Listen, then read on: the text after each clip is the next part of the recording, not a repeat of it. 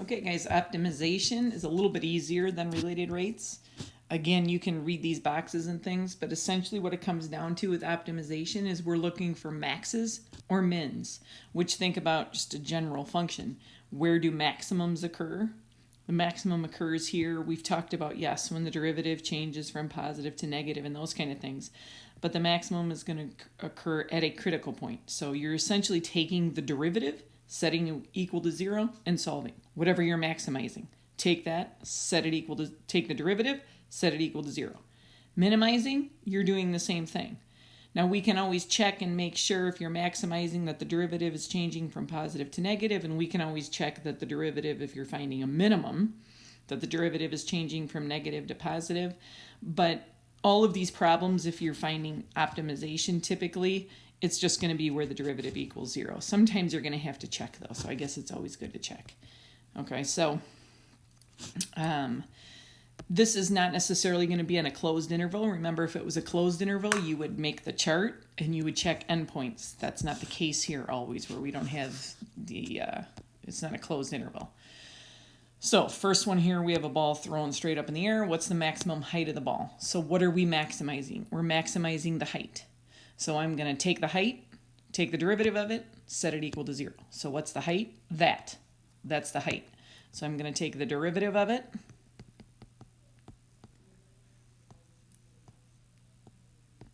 and I'm going to set that equal to 0.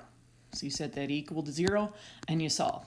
Now, technically you could say, well, okay, we're essentially done at that point once we find the time. I mean, we have to make sure we answer the question. But again, if you just wanted to check, if you notice on the answer key, we show you the number line, because as we know, a maximum occurs when the derivative changes from positive to negative. And so on the answer key, it checks to verify that. And again, you don't always have to do that with these, but when you get on the AP exam, you're not going to know whether or not, you know, it's an optimization problem or what type of problem it is. So it's always good to just check on the number line to make sure that the derivative is changing from positive to negative, hence created a maximum. Now you have to make sure you answer the question. So this says, what is the maximum height of the ball? T is 2 seconds. Is that the maximum height? No. So you have to take that and then plug that 2 in for the height. Okay, so I'll let you finish that. Number 2, I'll let you look at the answer key. Again, you're going to find the equation. You're maximizing area.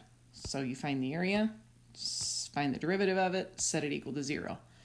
I'll do number 3 with you. So in number 3, this is a common type problem.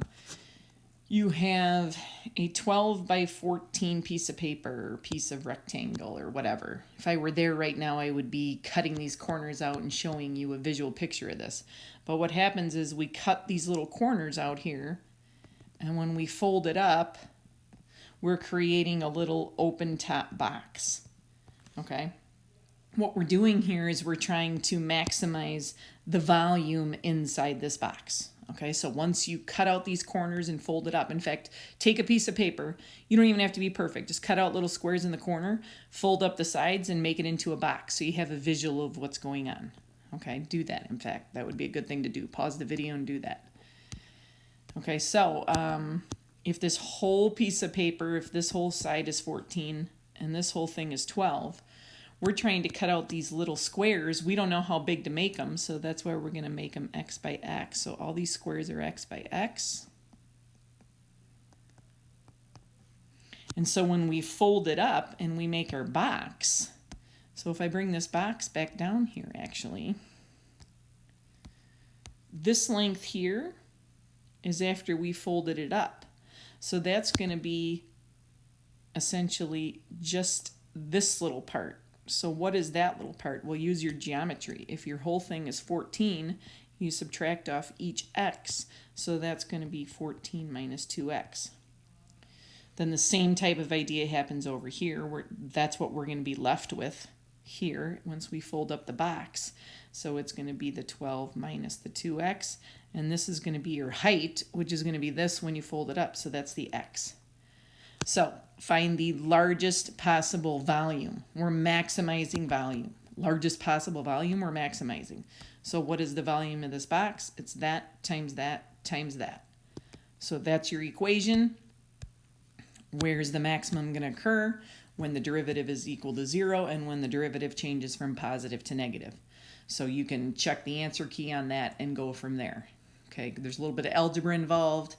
You know, looks like it's a calculator problem. Use poly/SciMult or whatever you want to use there to get those decimals.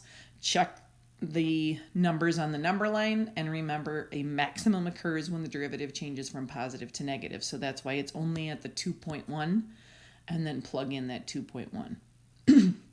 So again, I'm just referring you to the answer key here just to shorten up the video. Okay, number 4. So we have this parabola. If you think about 9 minus x squared, it's a parabola, it opens down. The vertex is up here at 0, 9. So here's our parabola. And we have the largest rectangle, area of the largest rectangle that can be made, and it says it's inscribed and bounded by the x-axis. So if I draw on the rectangle, here's the x-axis. And when it says bounded by, that means it's enclosed. So it's all enclosed by your parabola here. So there's your rectangle. Keep in mind, we don't know, is that the maximum rectangle area? Or maybe it's this rectangle. Or maybe it's that rectangle. So we're trying to figure out which rectangle here gives us the maximum area. Okay. So what I like to do is this part here is x. Think about plotting this point. I'm going to go over x and I'm going to go up y. That means I'm going to also go x this way. So this is x. This is actually y, but what is y? Well, this is 9 minus x squared, so I would just substitute that in there for y. So your rectangle becomes 2x is your base, because this whole thing here is going to be 2x, and then your height is y, which is 9 minus x squared. Since we're maximizing area of a rectangle is base times height.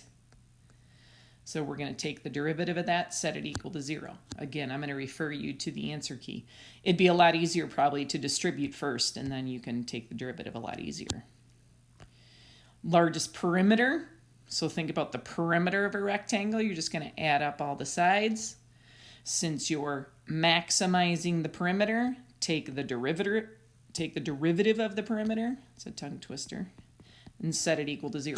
So after you add all those up, again, refer to the answer key here because I'm going to save you some time. I know my last video was long. And that's it. So optimization is a little bit easier than related rates. With related rates, you always have a dr dt, a dv dt, and all that. With optimization, you get everything in terms of one variable right from the get-go. Get the equation, find the derivative, and set it equal to 0, because that's where max and mins occur, or where the derivative is 0 or undefined. Okay? All right. Good luck, guys.